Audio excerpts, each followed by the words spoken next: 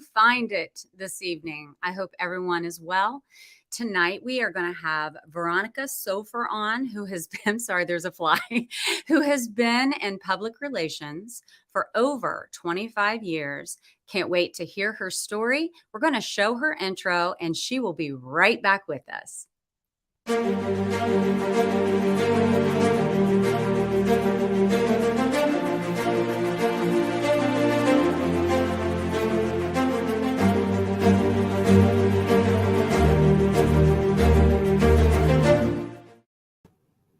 Welcome, Veronica, to Find It. How are you this evening? I am fantastic. Thank you for having me. I'm so excited to be here. I'm excited for you to be here too.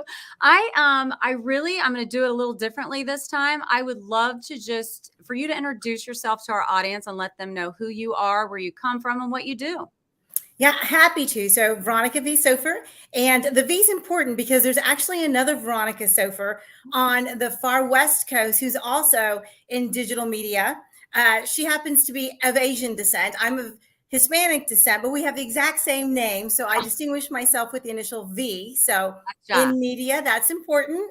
Yes, it is. That's important. My background's in public relations. I've been doing it about 25 years, both in the government space. I've also done a little bit of work in the hospitality space and the finance space. And most recently, since the pandemic, I've been able to stretch myself a little bit and really help entrepreneurs in the online space, which has really been just a blessing to me because I've loved seeing people find their passion, find their story, and allow me to come along and help them tell it. Oh, so did we just hear this? Find it, find it, find it. All of these things. It's amazing. I would love for you to delve a little bit more into what public relations actually is, and also what else you do that's unrelated to your podcasting and things like that with the government. So delve in and give us that. Yeah, happy to. So what I always tell folks is you think of a visibility strategy. It's usually thought of as advertising or marketing, but the truth is it's a three-legged stool. A strong visibility strategy, regardless if you're in the corporate space or in the public space, regardless of your space, that three-legged stool is going to be comprised of a marketing plan, public relations plan, and an advertising plan. And I'll give you just a quick 101. So advertising is simply paying for exposure. You are paying for hits. You very clearly know who your target audience is. You know where they live. You know where they get their information, and you are paying for reach to them. That's advertising. And the analytics are simple to see. You can analyze how well it did, how well the message received. And oftentimes you can actually correlate it to a sale. Marketing, on the other hand, is oftentimes more related to partnerships and collaborations. And that's a really great way for you to tell your story and put all of your pieces together and bring value to folks. So marketing is definitely really important for you to have in your overall plan, but it's not going to be the direct buy now, come get it here, schedule now. It's going to really be an opportunity for people to see you without committing to being in the space of purchasing. So marketing is just as valuable. It really plants the seeds for your growth. In public relations, my passion is working with earned media.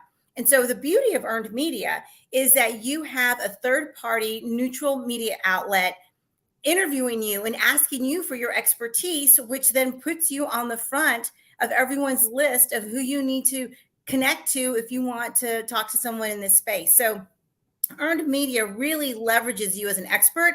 It allows you to stand out from the crowd. It allows you to have higher price points if that's important to the type of business that you're doing.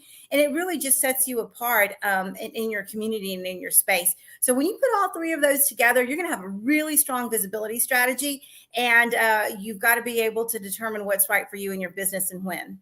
That is so beautifully said. And even how you defined advertising, marketing, and PR.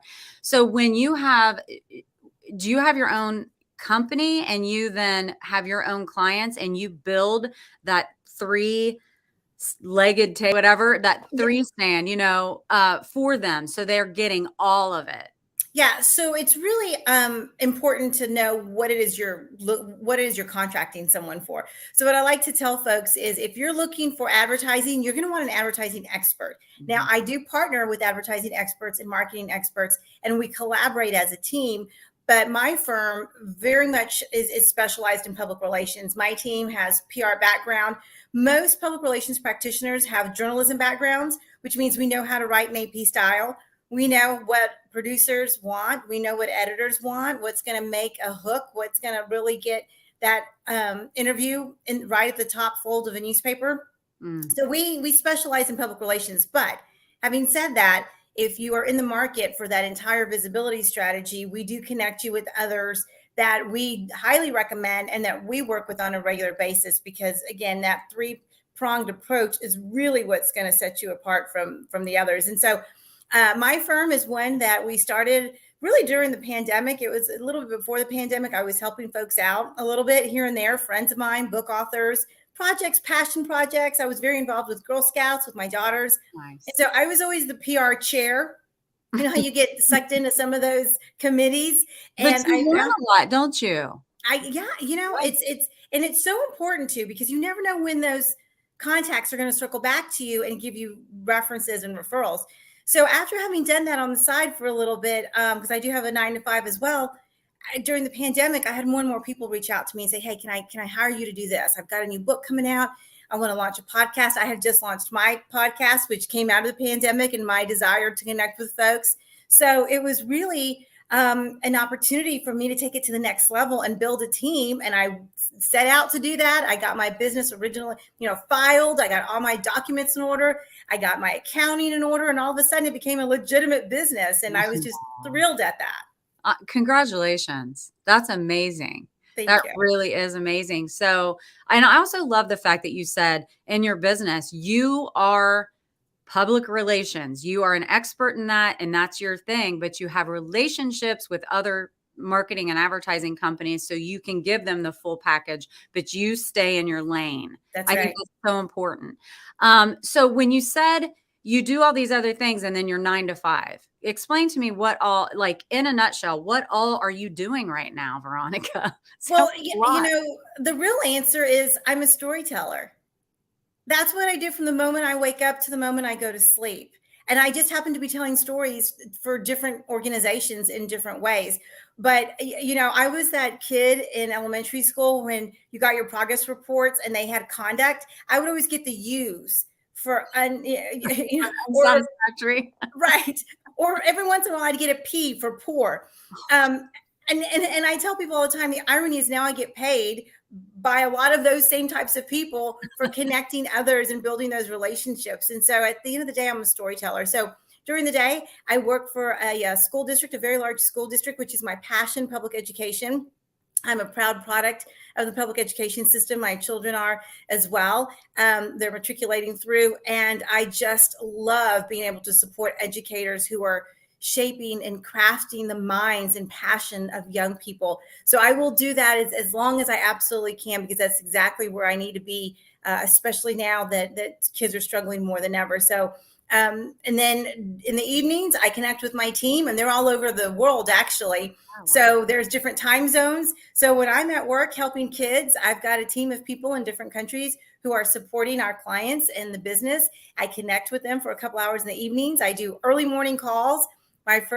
Sometimes my first video calls are at 6 a.m., but it's perfect for them because they might be ending their day and giving me a summary of the work that was done. And really just being able to put all those pieces together. But at the core of what I do, I'm strategizing on messages. And when you're looking for public relations or you're looking for visibility strategy, you've got to be able to have a strategy behind your storytelling. So that's what I have the honor of doing all day. Wow, that's impressive. And I love that you work with kids in the city school district and the public education sector.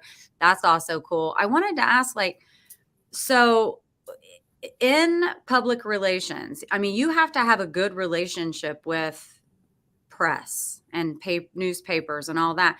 How did you nurture or find, in your niche, how did you get in and how did you nurture that? And who are you connected with? I mean, not who, but who do you connect with so you can get your people seen? Mm-hmm. That's a really great question. Yeah. And I love that people want to know that, because the truth is anyone can do it, because it's relationship building.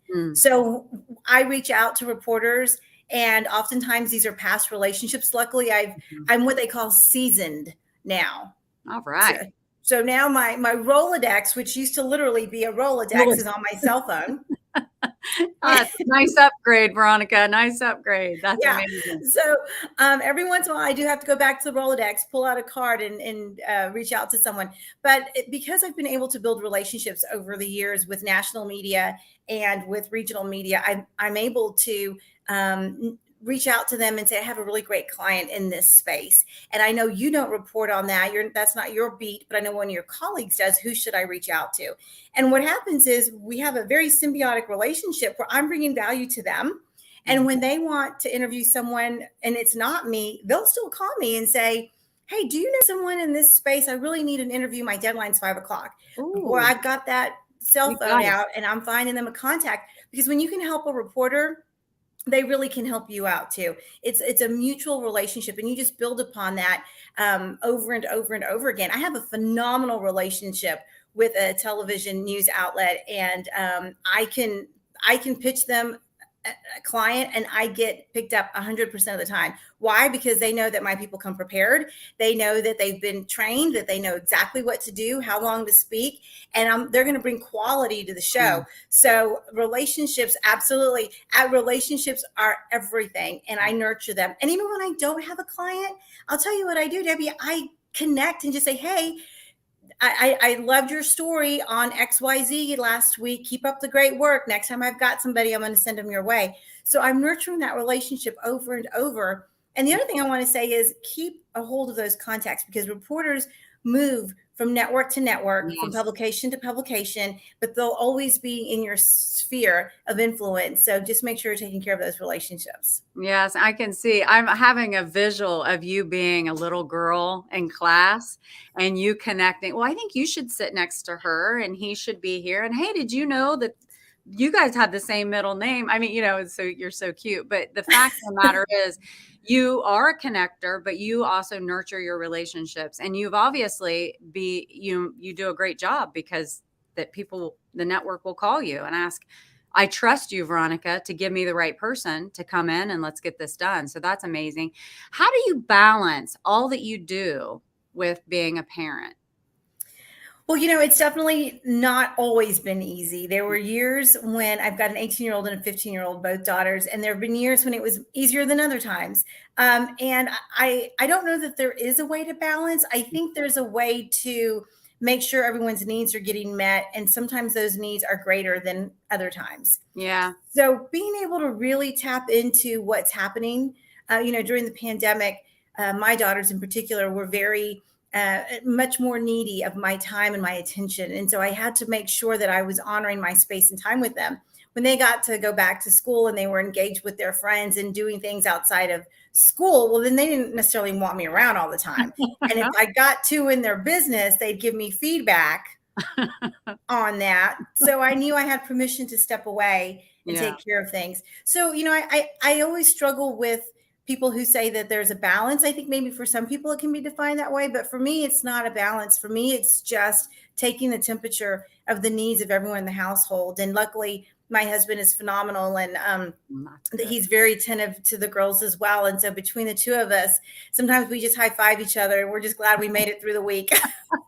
No doubt. No doubt. I mean, there are times like that. And, I think it's interesting the way you described it, not being necessarily a balance. And I think sometimes we set other moms up to have an expectation that they have to balance everything. And that word in itself, I've never thought about it, Veronica, until you said it. That word can be intimidating for us when you're trying to do so many different things and you're trying to be so much for everyone, Right. at work and everyone that lives in the same home and all of that. So I appreciate you saying that. That's wonderful. Yeah, we have to give ourselves permission. We have to give ourselves permission to fail. And sometimes we do gloriously, but we Sometimes. have to learn from each one. That's true. It's a lesson. Could you give us an idea of some things that you have found in your life that has led you to where you are now that you could share to inspire us? The thing that I would say is that I've learned to watch others. I've learned to see people go through struggles and then overcome them. And gather inspiration every time I see someone who, especially as a child, I would thought, wow, how were they able to survive that? How did this awful thing happen to them and that family become so successful? And I started observing people. And so when I found myself as a young adult struggling with certain things, it was easy for me to go back to those memories and think, oh, I know what she did differently. And I really got involved in self development early on, thank goodness, Mm, and found ways to manage my self care. Again, some years I was really great at it, and other years I was not so great at it. And that's probably the ebb and flow of all relationships, including the relationship with yourself, mm, and really dedicating time for self care, mm. mindfulness, exercising, taking care of myself, not letting the stress really take over. During the pandemic in the education space, we were working 17, 18 hours a day sometimes as we were transitioning right after that very first spring break. Most of the country left for spring break and then didn't come back. So That's true. though there were times when I didn't do a really great job and sleep wasn't a priority until it had to be a priority. So for me, I would say watching other people overcome, learning from them, taking a chance on myself, investing in myself was probably the things that really helped me get to where I am. And I was blessed that I come from a family that values education very, very much.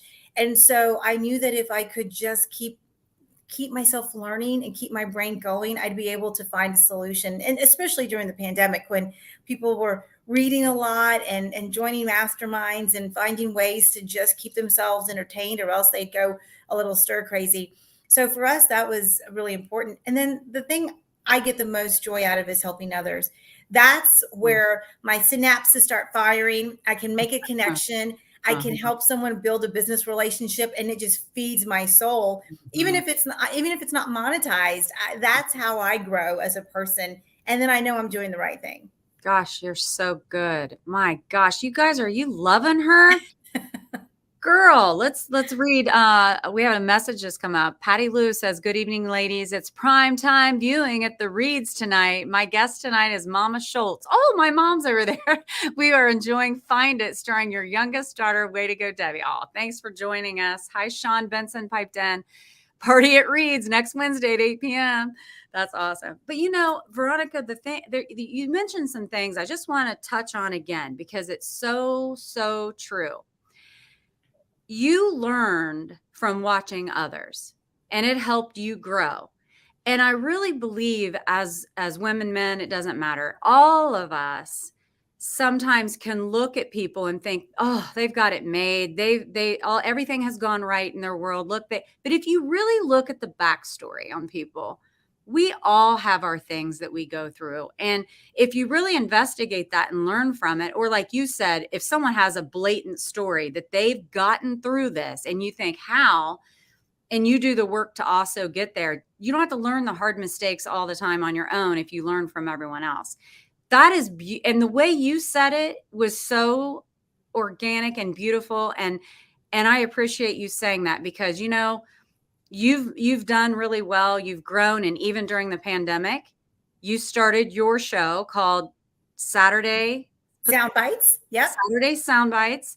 And I want you all who are watching to maybe tune into that and check her out because, as you can see, she's not only seasoned at public relations, but her own speaking skills and all that. I mean, she doesn't only help other people do it, but she's like in there, gets the information. And we're going to wrap this up earlier tonight, but I appreciate everything that you've said. And I want to give the floor to you again to give us any additional information about job, career, family life, or anything else you can give us tonight to know you better and to also learn, also like you do from other people. We want to learn from you.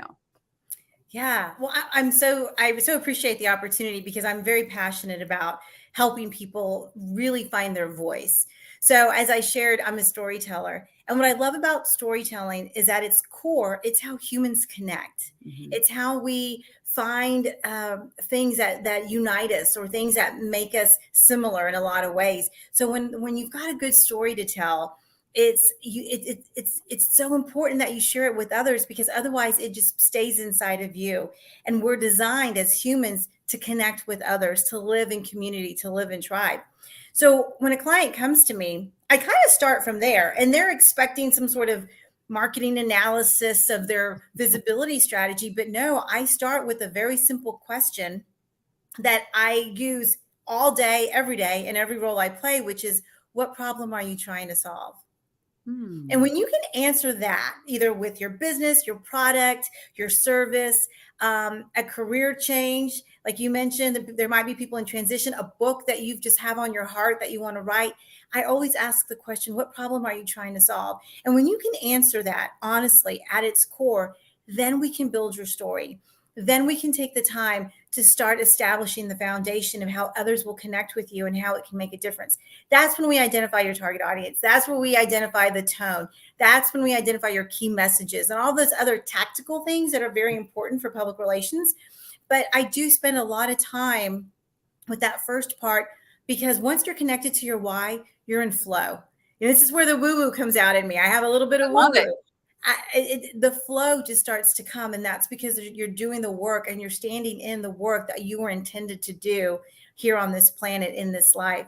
So when I can help a client identify that, Ugh, I'm loving it. then we build the campaign. Then I'll write you a press release. Don't worry about that. That's secondary. That's tertiary. Let's find out about you. Let's find out your story. Let's figure out what's going to light you on fire, what's going to change the world, and how you're going to help others. And those are the conversations when I work with clients that they don't expect.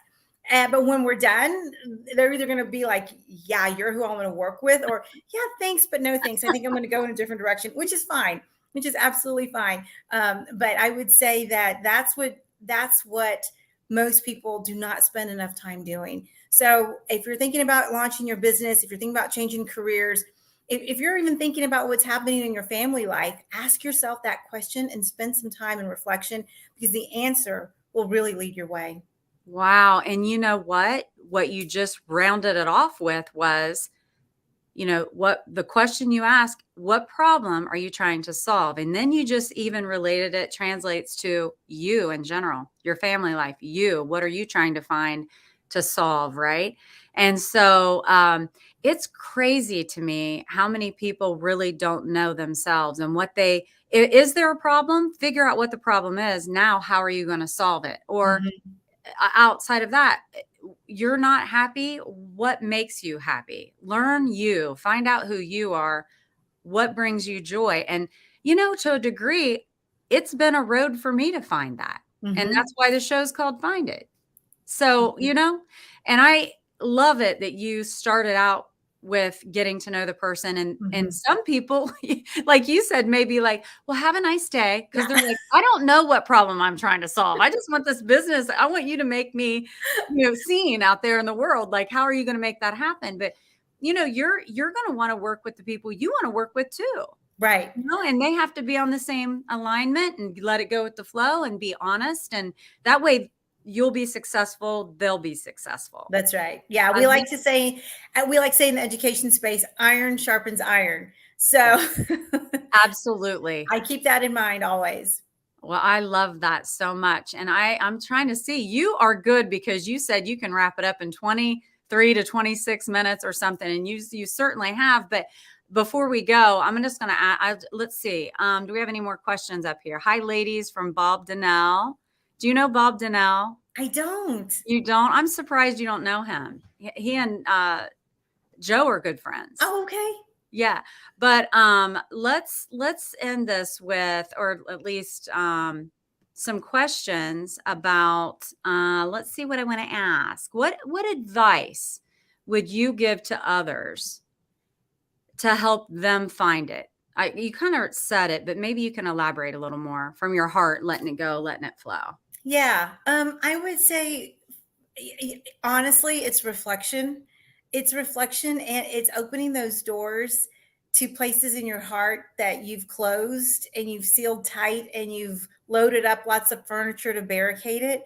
Because when you can take that apart and really dive into it, you're going to find a lot of opportunity for growth, a lot of opportunity to reflection, and you really find it when you allow yourself to be. And when you've got all those parts of your heart closed up, it's really hard to authentically be you if you're not allowing all that to flow. So that's definitely the advice I would give. It's not always easy, and it's oftentimes really important for you to have a support system.